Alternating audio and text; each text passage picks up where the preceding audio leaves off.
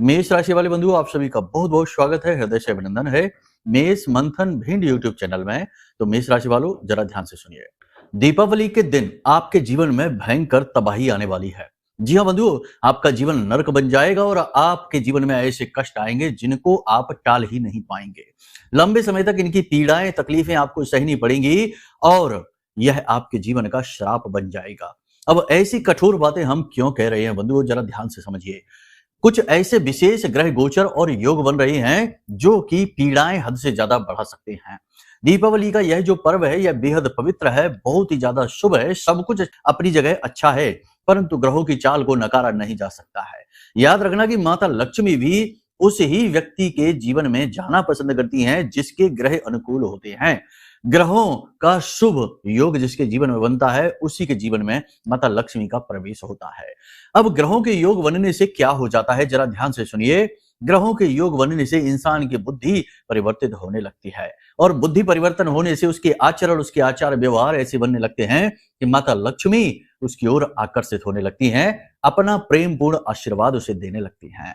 तो अब जरूरी नहीं है कि यह जो दीपावली है यह आपके जीवन में बहुत ही अच्छी घटनाएं लेकर आए, आपको धनपति बनाए, आपके जीवन से दुखों को दूर करे, बल्कि इसके ठीक उलट भी हो सकता है, क्योंकि दीपावली के समय पर भयंकर तंत्र मंत्र नकारात्मक ऊर्जाएं भी जागृत होती हैं। दूसरा कि ग्रह आपके कमजोर हैं। गोचर चार्ट की बात करेंगे तो यहां पर आपको हम बता दें कि सूर्य नीच के हैं, शुक्र नीच के हैं, साथ ही साथ चंद्रमा केतु के साथ है, और सबसे बड़ी बात कि गुरु जो हैं वो कर्क राशि में गोचर कर चुके, 18 तारीख को गोचर करेंगे, यानी दीपावली तक उनका भी गोचर हो जाएगा। तो यहां पर समझने वाली बात यह है कि ग्रहों की जो पॉजिटिव एनर्जी है वह आपको प्राप्त नहीं हो रही है।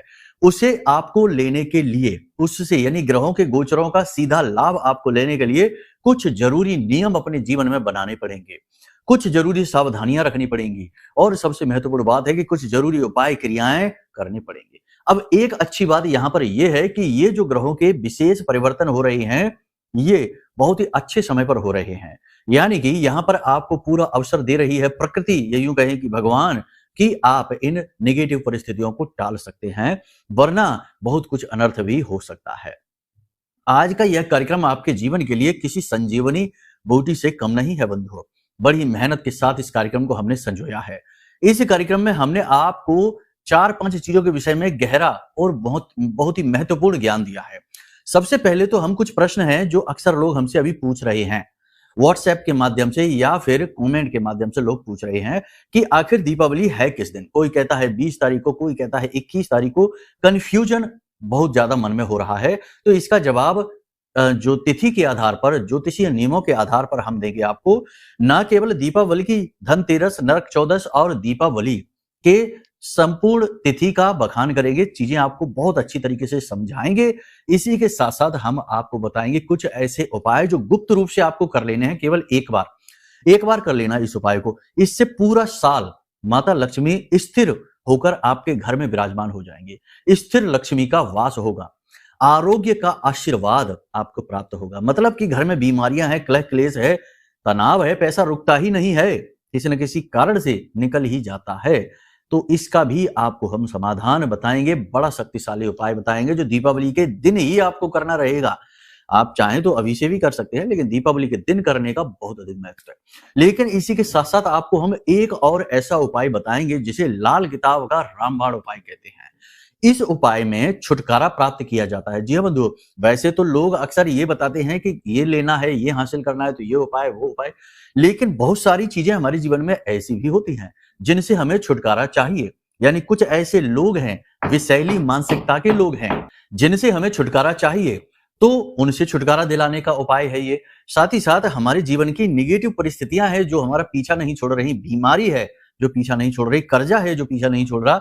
इसी के साथ साथ आपको हम बता दें कि आपकी ही कोई ऐसी आदत है, कोई ऐसी आपकी तौर तरीके हैं, विचारधारा है, किसी को नशा करने की आदत है, किसी को झूठ बोलने की आदत है, किसी को काम को टालने की आदत है। आप में से बहुत सारे लोग ऐसे हैं जिनको ये आदतें हैं और आप जानते हैं कि आपको ये दुर्गुण है और इनसे आप छुटकारा पाना चाहते हैं, लेकिन नहीं पा रहे हैं। तो दीपावली के दिन आपको ये एक उपाय करना है जो आपको चीजों से छुटकारा दिला देगा। आप कुछ ही दिनों में परिवर्तन महसूस करेंगे और एक बार किया जाने वाला ये भी उपाय है। यानी कहने का मतलब ये है कि ये जो कार्यक्रम है ये बड़ा ही शक्तिशाली है, बहुत ही महत्वपूर्ण विषयों को लेकर आया है और साथ ही साथ बताएंगे 5 बड़े प्रभाव, या यूं कहें कि भविष्यवाणियां जो कि इन ग्रह गोचरों के आधार पर आपके जीवन में घटित होने वाली हैं अगले 3 से 5 दिनों में। जी हाँ बंधुओं, तो आपको इस कार्यक्रम को अंत तक जरूर देखना है, क्योंकि इस कार्यक्रम को नहीं देखा तो समझो कि आपने अपने जीवन में आ रही शुभ घटनाओं को दरवाजे से ही वापस लौटा दिया। जी हाँ, ऐसा ही होता है, तभी तो कहा जाता है कि विनाश काले विपरीत बुद्धि। अब जिनकी बुद्धि विपरीत है, जिनका विनाश काल नजदीक है, वो तो कार्यक्रम छोड़कर जा भी चुके या फिर जाने का मन बना रहे हैं। लेकिन जिनके पास में अभी ईश्वर का आशीर्वाद है, उनके पुण्य प्रताप का घड़ा अभी भरा हुआ है, उनके पूर्वजों की कृपा है, गुरुजनों का आशीर्वाद है, वे लोग अभी भी कार्यक्रम पर टिके हुए हैं, अंत तक जाएंगे और अपने जीवन को बदल डालेंगे। कहने का मतलब यह है कि आपकी बुद्धि, आपके निर्णय, आपकी विचारधारा ही आपके जीवन को आकार देती है और आपके ये तीनों के तीनों क्षेत्र हैं, ये ग्रहों से रूल होते हैं, यानी ग्रह प्रभाव डालते हैं इन चीजों पर। तो इसलिए ग्रह से जुड़े कार्यक्रम जानना, समझना खास तौर से विशेष पर्व और त्योहार पर अत्यंत आवश्यक हो जाते हैं। तो चलिए बंधुओं, उम्मीद करते हैं सारी बात आप समझ रहे हैं। अब कार्यक्रम में अंत तक अवश्य ठहरेंगे। मूल विषय को प्रारंभ करते हैं महामाई को याद करते हुए। कमेंट बॉक्स में पूरे भक्ति भाव के साथ मां भगवती को, मां को याद करते हुए लिख डालिए, जय मां भद्रकाली कृपा करो। महामाई निश्चित तौर पर आपके ऊपर कृपा कर चुकी हैं, तभी ये कार्यक्रम आप देख पा रहे हैं, वरना कहां इतना धैर्य आज के समय में लोगों को देखने को मिलता है। 2 मिनट में ही लोग ऊब जाते हैं। भाव यदि गहरा है तो ये भी लिखिए कि मैं भी माई के परिवार का हिस्सा हूं। माता रानी निश्चित तौर पर आपका ख्याल रखेंगे और अपना प्रेम पूर्ण आशीर्वाद आपके ऊपर लेकर आएंगे। चलिए बंधु, अपने मूल विषय को शुरू करते हैं। जय माई की। बंधुओं, ज्योतिष और तंत्र विद्या के क्षेत्र में आचार्य अमित एक जाना माना नाम है।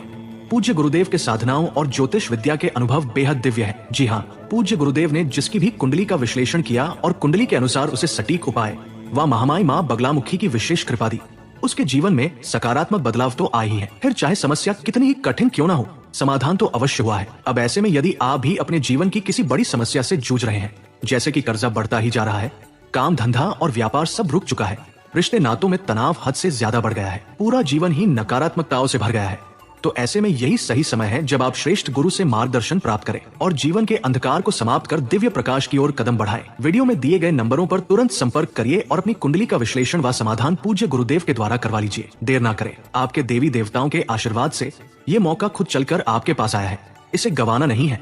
अभी फोन करें और गुरुदेव से मार्गदर्शन प्राप्त करें। महामाई आपका कल्याण करें। धन्यवाद। बात करते हैं पहले कि ये कंफ्यूजन दूर करते हैं कि धनतेरस, नरक चौदस, दीपावली। चलो धनतेरस के बारे में तो पता ही है कि 18 तारीख को धनतेरस है, लेकिन समय बता देते हैं। 12:18 दोपहर से धनतेरस का समय प्रारंभ हो रहा है और अगले दिन उसके यानी 1:51 से नरक चौदस का समय प्रारंभ हो रहा है। यानी नरक चौदस के कोई उपाय इससे पहले नहीं करने हैं।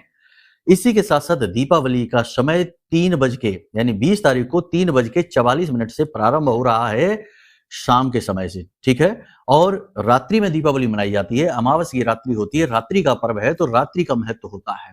यदि उदया तिथि यानी दिन का पर्व होता है और उदया तिथि को मानते तो यह 21 तारीख तक जाती, लेकिन यह रात्रि का पर्व है, इसलिए 20 तारीख को ही मनाया जाएगा। कंफ्यूज होने की कोई आवश्यकता नहीं है, ज्योतिष यही कहता है।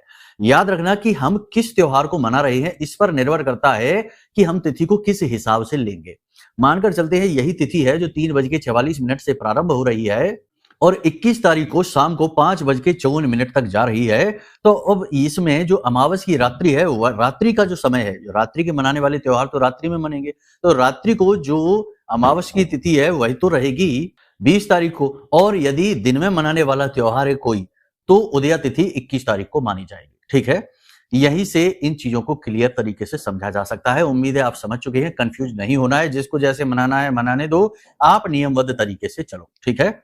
तो ये यहां पर हो गया। अब बात करते हैं ग्रह गोचरों की। तो पूरे 12 वर्षों के बाद 18 तारीख को बृहस्पति जो है वो कर्क राशि में जा रहे हैं और कर्क राशि में जाकर बृहस्पति उच्च के हो जाते हैं। और सूर्य देवता की बात करें तो 17 तारीख को ही यानी 17 अक्टूबर को सूर्य देवता तुला राशि में गोचर कर चुके हैं। लगभग 2 बजे के आसपास का ये समय है। 2 बजे से 10 मिनट पहले 1:51 के आसपास का समय है दिन में। सूर्य देवता गोचर कर चुके हैं, यानी सूर्य नीच के हो चुके हैं, शुक्र नीच के हैं और गुरु जो है ना उच्च के अवश्य हैं कर्क राशि में, लेकिन वहां पहुंचकर मारक हो जाते हैं। यानी अति आत्मविश्वास, ओवर कॉन्फिडेंस बढ़ाएंगे, ज्ञान का अभिमान करेंगे, अपने आप को कुछ समझने लग जाएंगे, ईगो की समस्या आने लगेगी और बात ईगो की वजह से बिगड़ने लगेगी, वाणी खराब होने लगेगी और प्रेम के रिश्ते खराब होने लगेंगे। सरकार से जुड़े हुए मामले आपके हैं वो पेंडिंग होने लगेंगे, आगे बढ़ने लगेंगे। पिता से आपका मनमुटाव हो सकता है, तनाव की स्थिति उत्पन्न हो सकती है, बनेगी नहीं, साथ ही साथ आपके मान सम्मान पर भी आन आ सकती है। थोड़ा अपने आप को देखकर चले, अपने आसपास के वातावरण को देखकर समझ कर चले, लोगों के साथ किसी भी प्रकार से विवाद में, झगड़े में, तनाव में ना पड़े, क्योंकि ये शनि वक्री हैं और राहु भी अच्छी स्थिति में नहीं है, उग्र स्थिति में है। ऐसी स्थिति में ये जो नेगेटिव स्थिति बन रही है, क्योंकि यहाँ पर सूर्य मंगल का भी मेल हो रहा है, तो उग्रता बढ़ेगी, आक्रामकता बढ़ेगी, वाणी असभ्य हो जाएगी, क्रोध का भाव बढ़ेगा, जरा जरा सी बात पर आपको तिलमिलाहट होगी, काम की अधिकता की वजह से आप प्रेशर में आ सकते हैं, खर्चा बढ़ने की वजह से, क्योंकि खर्चा बढ़ेगा, खर्चा बढ़ने की वजह से आप तनाव में आ सकते हैं। आपको अपने ऊपर नियंत्रण रखना होगा, अपनी बातों को गंभीरता से कहना होगा, हल्के फुल्के अंदाज में बात आप कहेंगे, लोग आपका मान सम्मान ही नहीं करेंगे, आपकी बात का महत्व ही नहीं रखेंगे।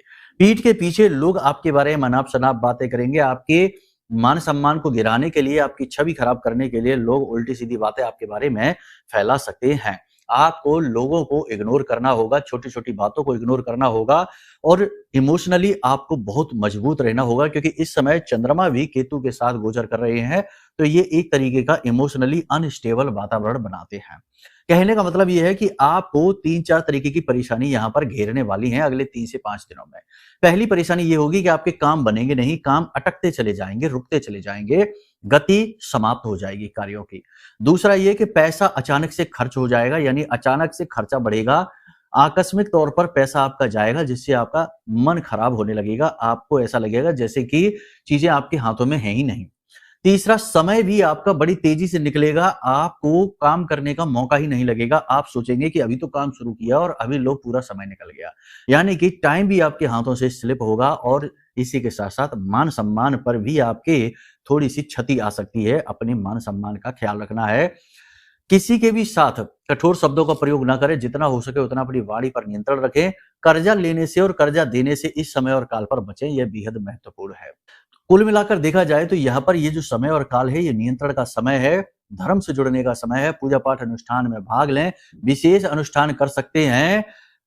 18, 19 और 20 3 दिनों के लिए महाअनुष्ठान आप कर सकते हैं चाहे तो, क्योंकि इस समय पर दैवीय शक्तियां पूर्ण रूप से जागृत होती हैं। ना केवल दैवीय बल्कि नेगेटिव एनर्जी भी जागृत होती है। याद रखना कि जब भी शक्ति जागरण की बात होती है तो शक्ति केवल पॉजिटिव ही नहीं होती, नेगेटिव भी होती है। तो नेगेटिव और पॉजिटिव दोनों के सही तालमेल से ही जीवन का सृजन होता है। ऐसा नहीं है कि आप केवल पॉजिटिव पॉजिटिव पकड़कर बैठे रहेंगे तो आप उन्नति करेंगे, आगे बढ़ेंगे, नहीं, नेगेटिव एनर्जी की भी आवश्यकता है। गाड़ी में गति बढ़ाने के लिए इंजन होता है, आप एक्सीलेटर दबाएंगे और गाड़ी तेज गति से आगे बढ़ेगी, लेकिन गति को धीमा करने के लिए ब्रेक भी होते हैं, क्योंकि वो नेगेटिव फोर्स है, वो आपको गलत जगह पर घुसने से रोकता है, गलत जगह पर जाने से रोकता है। उम्मीद है आप हमारी बात समझ रहे हैं। तो ये जो 3 दिन का समय है, यानी 18, 19 और 20, ये बहुत ही महत्वपूर्ण समय है। इन 3 दिनों पे आप कुछ बेहद महत्वपूर्ण कर सकते हैं, बेहद महत्वपूर्ण क्रियाएं कर सकते हैं। सबसे पहली बात आपको हम बता दें कि 18 तारीख को आपको 12:30 बजे के बाद बाजार जाना है, उससे पहले नहीं, 12:30 बजे के बाद बाजार जाना है। और वहां पर जाने के बाद देखो, वैसे तो धनतेरस के दिन लोग तरह तरह की चीजें खरीदते ही हैं, खरीदिए, आप भी खरीदना, कोई ऐसा नहीं है। वाहन आदि मत खरीदना बस, क्योंकि ये समय सही नहीं है वाहन खरीदने के लिए। बाकी आप चीजें खरीद सकते हैं, जो भी है अपना सजावटी सामान है, सोने चांदी का सामान है, आभूषण है, वो सारी चीजें आप खरीदिए, ठीक है। लेकिन एक चीज बेहद महत्वपूर्ण है, इसे आप खरीदना जरूर, बेहद जरूरी है। अगर आपको ये ना मिले, क्योंकि अक्सर ऐसा होता है कि ये चीज मिलती ही नहीं है बाजार में। पहले बहुत बार हमने लोगों को बताया, लोग कहते हैं गुरुजी मिलती ही नहीं है। वो है भगवान धन्वंतरी की फोटो, जिसमें हाथ में भगवान जो अमृत कलश लिए रहते हैं, वह फोटो आपको लेनी है। अब वो फोटो नहीं मिलेगी, हो सकता है क्योंकि मिलती ही नहीं है, क्योंकि ये चीजें जो बेहद गुप्त हैं, ये मिलती ही नहीं है, बहुत ही प्रभावशाली भी हैं। तो आपको क्या करना है कि इंटरनेट से आपको एक फोटो निकालनी है और फोटो को आपको बाजार लेकर जाना है, प्रिंट आउट निकालकर उसको फ्रेम करवा के लेकर आना है और इस फोटो को लेकर आपको आना है और अपने घर के रसोई घर में दक्षिणी दिशा में लगा देना है। यानी दक्षिणी दिशा की जो दीवार है उस दीवार पर इसे आप लगा देना है। भगवान धन्वंतरी की फोटो। अब भगवान धन्वंतरी कौन है आप जानते ही होंगे वैसे तो, लेकिन तब भी बता दें कि आरोग्य के देवता हैं, यानी कि रोग दोष समाप्त करते हैं, धन संपत्ति लेकर आते हैं और समुद्र मंथन के समय पर अमृत कलश लेकर यही आए थे, यानी इन्हें देवताओं का वैद्य कहा जाता है। तो कहने का मतलब यह है कि ये धन संपत्ति लाते हैं, देवताओं के वैद्य हैं, तो आपके भी वैद्य बन जाएंगे। और रसोई घर इनका सर्वश्रेष्ठ स्थान होता है, यहाँ पर इनका निवास माना जाता है। तो इन्हें जब दक्षिणी दिशा में आप लगाते हैं तो भगवान धन्वंतरी का श्रेष्ठतम आशीर्वाद आपको प्राप्त होता है। अब आपको करना क्या है, जैसे ही आप लेकर आए तो प्रतिदिन आप जो जल का पात्र होता है वह इनकी फोटो के नीचे ही रखिए और वहीं पर आपको एक दीपक जलाना है। दीपक की बाती का मुख उत्तर दिशा की ओर कर देना या फिर ईशान कोण की ओर कर देना, पूर्व और उत्तर के बीच में। दक्षिण की ओर बाती का मुख नहीं करना है, ठीक है। दीपक आप जलाइए, घी का, गाय के घी का दीपक होना चाहिए और बर्तन के ऊपर एक ढक्कन जिसमें गेहूं यानी अन्न रखना और उस अन्न के ऊपर इस दीपक को जलाना। प्रतिदिन इस क्रिया को आप करना प्रारंभ करिए। कोई मंत्र नहीं है, कोई पूजा पाठ अनुष्ठान नहीं है, बस इतना सा कार्य करिए। माता लक्ष्मी अति प्रसन्न होती है क्योंकि भगवान धन्वंतरी जो है वो नारायण का ही स्वरूप माने जाते हैं। माता लक्ष्मी अत्यंत प्रसन्न होती हैं, बीमारियां दूर भागने लगती हैं, नेगेटिव एनर्जी घर में कैसी भी हो वह दूर भागने लगती है और सबसे महत्वपूर्ण कि धन का आगमन अलग अलग रास्तों से होना शुरू हो जाता है। तो इस क्रिया को आप जरूर कर लेना, यह बेहद महत्वपूर्ण है। अब एक क्रिया की बात करते हैं जिसमें कि हमने कहा था कि आपको चीजें दूर करनी है, चीजें छुड़ानी है अपनी तरफ से। तो ये क्या करना है, इसके लिए क्या करना है, आपको जाना है भगवान गणपति, यानी कि किसी भी दिन धन्वंतरी यानी कि धनतेरस के दिन आप चले जाएं, चाहे दीपावली के दिन चले जाएं, चाहे बीच में नरक चौदस के दिन को आप चाहें तो अवॉइड कर दें, उस दिन ना जाएं। आपको क्या करना है कि गणेश जी के मंदिर में जाना है और पंचमेवा लेकर जानी है, ठीक है, थोड़ी ज्यादा सी लेकर जाना पंचमेवा। उसके बाद आपको क्या करना है, भगवान के लिए मोदक ले जाना है, घास के, हरी घास के जो तिनके होते हैं उसके गट्ठर 11 गट्ठर बनाकर लेकर जाना है और भगवान के मंदिर पहुंचना है और वहां पर जाकर भगवान की विशेष विधि विधान से पूजा पाठ पंचोपचार से करना है, धूप दीप नैवेद्य आदि से पूजा करनी है। उसके बाद 11 घास के गट्ठर भगवान को चढ़ाने हैं और उसके बाद आपकी जो भी चीज आप दूर करना चाहते हैं, कोई रिश्ता है, कोई व्यक्ति है, कोई आदत है, कोई दुर्गुण है जिससे आप छुटकारा पाना चाहते हैं, तो भगवान गणपति जो है वो रिद्धि सिद्धि के दाता हैं, विघ्न हरता है, शुभ करता है। तो आपको क्या करना है, हाथ में पंचमेवा लेनी है, ऐसे करके इसी विधि से लेना है और भगवान गणपति की मूर्ति के सामने खड़े हो जाना है। नीचे एक बर्तन आप रख लेना कोई और उस बर्तन में धीरे धीरे उस पंचमेवा को छोड़ते जाना और मन में भगवान से यह संकल्प करते जाना, यह निवेदन करते जाना कि हे भगवान, हमारी यह आदत से आप हमें छुटकारा दिलाइए, हमारी इस आदत से, इस दुर्गुण से आप हमें छुटकारा दिलाइए। और धीरे धीरे आप इधर से यानी इस रास्ते से पंचमेवा को नीचे उस बर्तन में गिरा देना, ठीक है, और उसे वहीं भगवान के चरणों में रखी छोड़कर चले आना। 11 घास के गट्ठर जो आप लेकर आए हैं वे घास के गट्ठर अपने घर लेकर आ जाना है भगवान का आशीर्वाद समझकर और उन घास के गट्ठरों को अपने पूजा घर में रख देना है। उसके बाद प्रतिदिन जब आप घर से बाहर निकले तो एक घास के गट्ठर को लेकर जाइए, काम पर जा रहे हैं, ऑफिस जा रहे हैं, कहीं भी जा रहे हैं, और घर से बाहर निकलकर घर से दूर जाकर कोई चौराहा मिले, कोई भी चौराहा मिल जाए, उस चौराहे पर जाकर धीरे से उस गट्ठर को छोड़ दीजिए। 11 दिन तक इस क्रिया को आप करके देखिए, 100% ये उपाय काम करता है। आपको खुद ही महसूस होने लगेगा। कर्जा है, कर्जे से छुटकारा चाहिए, ये कर्जे के लिए भी कर सकते हैं, बीमारी के लिए कर सकते हैं, किसी भी चीज से छुटकारा पाने के लिए इस क्रिया को कर सकते हैं। और इसका सर्वोत्तम दिन है दीपावली का दिन। इस दिन आप करिए, आनंद ही आ जाएगा। इस उपाय को करके आप जरूर देखना और इसके बाद हमें आप बताना जरूर कि आपको कैसे परिणाम प्राप्त हुए हैं। निश्चित ही पॉजिटिव रिजल्ट मिलेंगे। अब हमने आपसे कहा था कि श्री सूक्तम का पाठ करिए, बहुत आवश्यक है। अब यहाँ पर 2 बातें हैं। यदि आप शत्रुओं से परेशान हैं तो मां बगलामुखी हमारी आराध्य देवी हैं, इनकी कवच साधना प्रारंभ कर दीजिए 3 दिनों के लिए।